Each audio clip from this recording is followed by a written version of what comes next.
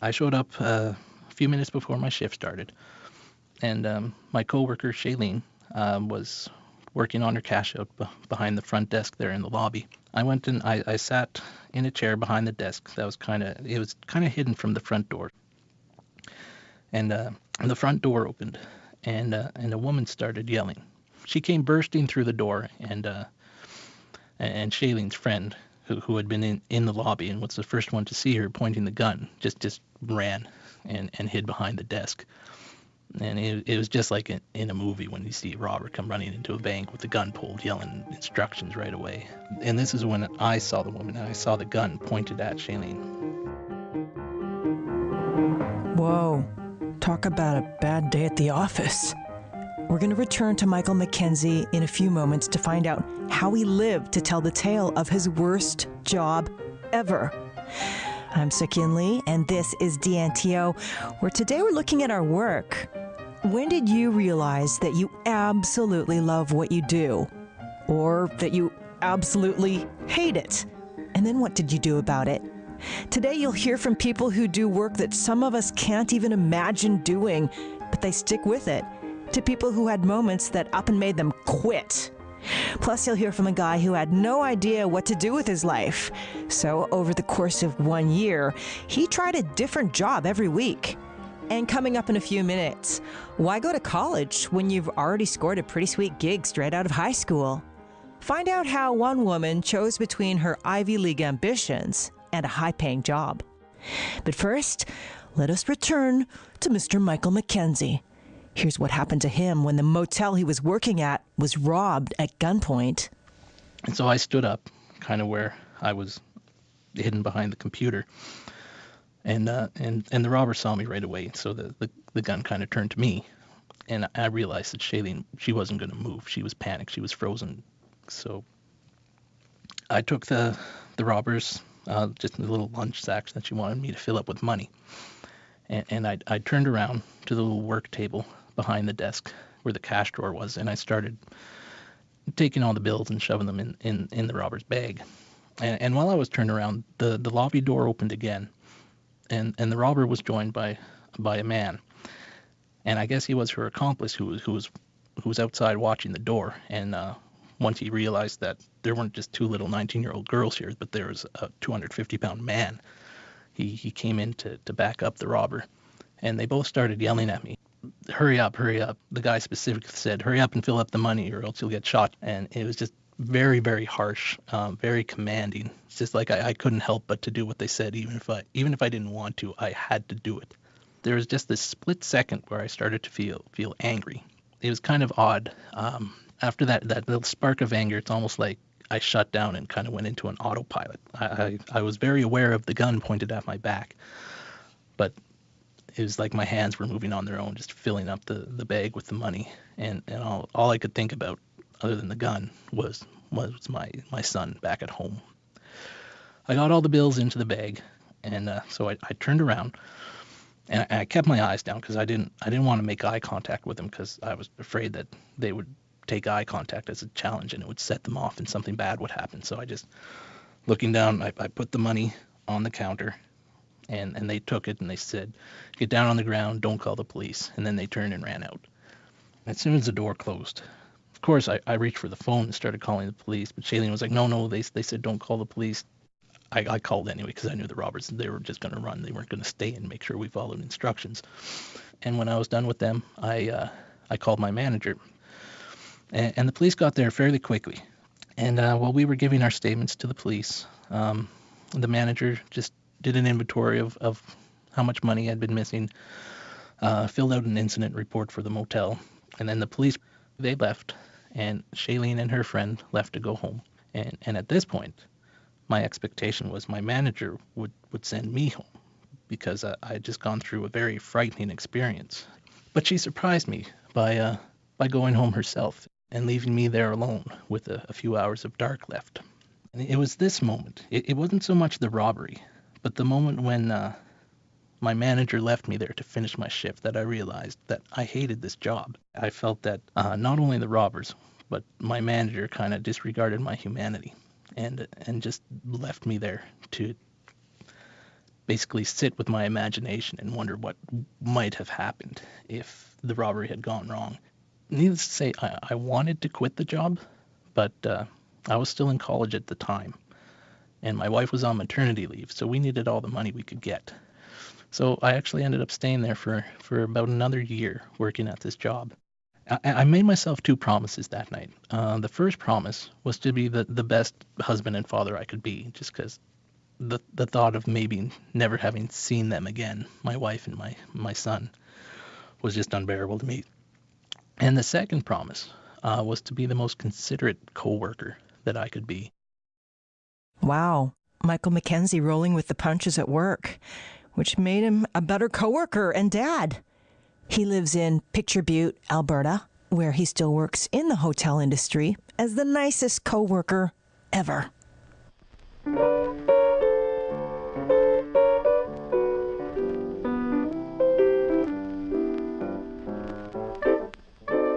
My grandfather always said, do what you love, then figure out how to get paid. He died broke.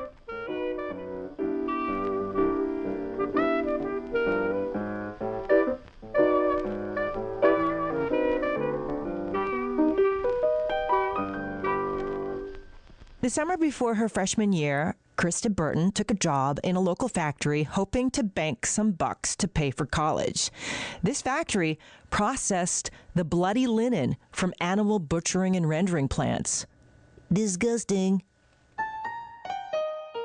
When I first walked into the room where I would be working, the smell was overpowering. I felt like I was going to throw up. I was not sure how the other people who were working there were not on the floor crying. The smell was that strong, and the guy clapped me on the back and said, "You'll get used to it." And I did. I did get used to it after a couple weeks. I didn't even notice it anymore. And on my first day, he showed me that my job was to wheel in these big crates that were bigger than me, about like the size of refrigerators, on wheels. And my job was to unload the linens that were soiled. So like bloody aprons, dripping wet rugs from underneath the floors at butchering and rendering facilities. And my job was to haul them out, put them in a special basket, send them off to the laundry, and then rinse out the crates with pressurized hoses, which was pretty sick in and of itself because when you hit entrails with a pressurized hose, they go flying. And the floor of the facility that I was working in was very, very sticky, and they rinsed it and bleached it every day, but I figured out pretty quickly that it was blood and fat that we were walking in. But you can really get used to a lot of things.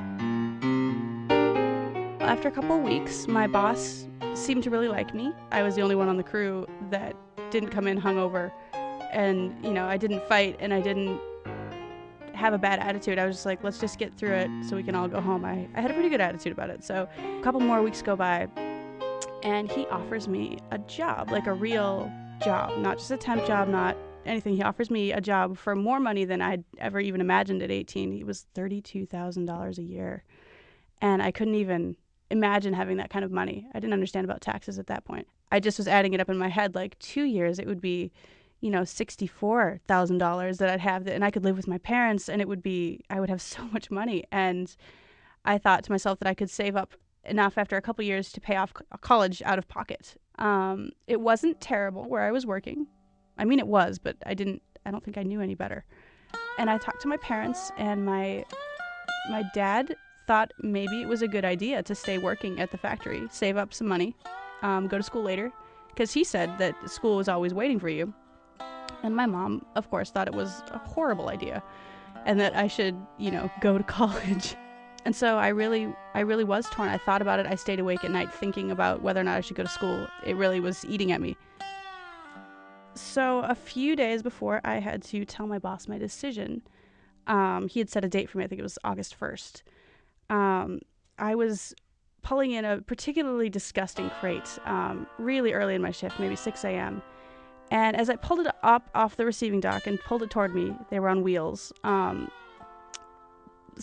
really dark, chunky blood was oozing out of the bottom of it because All the crates were old and they had cracks in them. And so that was normal. And I was pulling it toward me, and all of a sudden I slipped for the first time. I slipped in the blood. And I grabbed at the crate to kind of steady myself. And instead of righting myself, the crate wobbled over the rubber shoe that I was wearing, and it fell over on top of me. So I got buried in this foul pile of everything terrible you can even imagine. Slime and entrails and dripping rugs, and it was awful. And I was underneath them at the bottom of this pile, and my coworkers saw it, and they came running over to kind of dig me out of there. And, you know, at the time, I was extremely calm about it. It was a Carrie type effect. I was extremely calm about it, though. I got out of the pile, and there were chunks of like pig flesh on my arms, and my hair was like covered in rendered fat, and it was awful. But you know, I walked into the break room, and I remembered to punch out, and I went into the employee bathroom, and I kind of took like a little sink bath with cold water, and I remember that the water was pink as it went down the drain.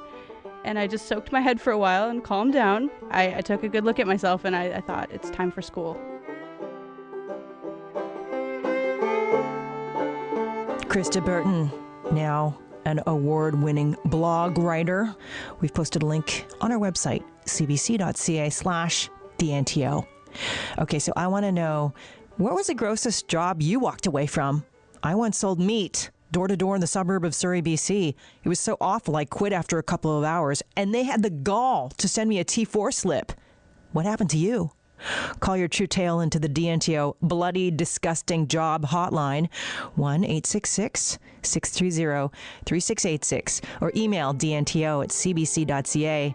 And you can always duck into our website and press the red button to record your story straight from your mouth into the DNTO headquarters.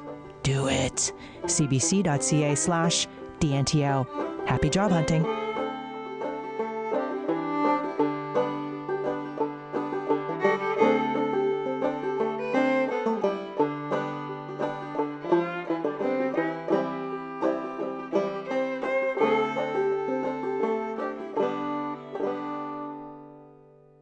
I'm Soo-Kyin Lee, and this is DNTO, where we are looking at those moments at work that make us realize that we either love or completely despise what we do. Sean Aitken has had plenty of these moments. At 25, he had a university degree under his belt, but he also found himself back living in his parents' basement and very, very confused. So he decided to try it all by taking on a new job each week for an entire year. From a dairy farmer in Alberta to a fashion buyer in the Big Apple, an NHL mascot to a firefighter. Hey, so Sean, what happened, that was the impetus to you wanting to take on 52 jobs? Well, I was feeling really overwhelmed after I graduated, and here I was with this shiny piece of paper saying business degree and ready to take on the world, and I felt really overwhelmed and frightened of that next step. And I remember sitting at the dinner room table. I'm sitting there with my family, my mom and my dad and my sister, and my older sister's like, "Oh, Sean, so you graduated in a couple months. What are you going to do?" And I was frightened. You feel like you have to have the rest of your life planned out the next 20 years. And, I was feeling a lot of pressure from, friends. What are my friends doing? What do my teachers want me to do? Expectations from parents. And, there's that sense that you're supposed to be choosing a career that other people are going to consider successful. Whoa. So you went out and took on 52 jobs. What was one of the worst jobs? Definitely one of the worst was working in a swamp picking cattails, so also known as bulrush. This job was outside of Montreal, about an hour and a half north of Montreal. And the job consisted of 12 to 14-hour days waiting around in this smelly, swamp, bug-infested Montreal summer, close to 40 degrees, and absolutely brutal. So it's a physical discomfort. What about one job that was mentally difficult to take? One of the worst jobs, which actually on paper seemed like one of the best jobs, was working at the Toronto International Film Festival. And, my job description was basically covering the film festival. So I had all these images of hanging out with celebrities and stars. And, it has actually turned out to be one of my worst weeks. And I had this boss that was just an absolute jerk. My first day there, I was sitting down and waiting for him to come and talk to me. And he was seemingly just, preoccupied, pretending to like he's almost busy on his phone. And almost as if for me to believe that his importance gained on how long I actually had to wait for him. And when he finally came over, he was just really, disrespectful and really kind of talking down to me. It's amazing how one person at your workplace can really impact your job satisfaction. You've just articulated jobs that would be very easy to walk away from. In your experience, what makes a bad job? What I did learn in my journey was how it's actually not too much about the day-to-day activities of what you're doing. The people who I found were most passionate in their jobs are the ones that are connected to the meaning behind their work. They were the ones who were most passionate and most fulfilled because, they had this sense of it's important that I show up to work every day because my role is valuable. I contribute something important and something's made better because I'm a part of it. Wow. Okay, so meaning is a key. So then out of 52 jobs, which ones did you enjoy the most that seemed to have a lot of meaning for you? So I found that teaching was really fulfilling. The kids get dropped off at 7 o'clock in the morning and they don't get picked up sometimes till 7 o'clock at night. And obviously kids are so influential when they're young and to realize what an impact you're having on their lives. How could you not love that job? Oh my gosh. Yeah, no matter how much traffic there is or what kind of mood you're in when you enter the workplace, you have, these 30 screaming kids going, "Hey, Mr. Sean, I ate a bug." Yeah. What job was surprisingly meaningful for you? Yeah, actually, that's interesting because I was a dairy farmer in Rimbey, Alberta, and going into this week, I thought, okay, what to expect here. And every morning I was waking up at 5 o'clock and putting on these coveralls, heading out to the barn. And being a dairy farmer is really hard work. It's long days. Your life is tied to the cows. And I'm sitting here milking these cows, and I was like, man, this job is brutal. You're getting peed on, getting just all this kind of excrement. It's brutal. And I was like, how could anybody possibly love this job? And I look over to the head farmer, George, and he said, "Sean, people need to eat, and I'm providing food for thousands of people." So it really is just the perspective that we do carry into the workplace. It's so oftentimes we get caught up in the day-to-day and putting this paper here, making this photocopy, but we don't take a step back and look up of how our role fits into a much bigger picture. Okay, so the cliche is, we're asked when we're children, what do we want to be when we grow up? What do we want to be in life? What do you think of that particular question? I think this question is flawed. I think what do you want to be when you grow up is completely flawed. As a kid, you're being asked, what do I want to be when I grow up? First of all, that's taking you out of your present moment. You're like, okay, I have to be something different than I am. And it's not about becoming something else. What do you want to be? It's not about becoming something or someone else, but it's actually about discovering who you are. So, I like more questions like, well, how do you want to be? What is the type of lifestyle you want to live? What's the contribution that you want to make?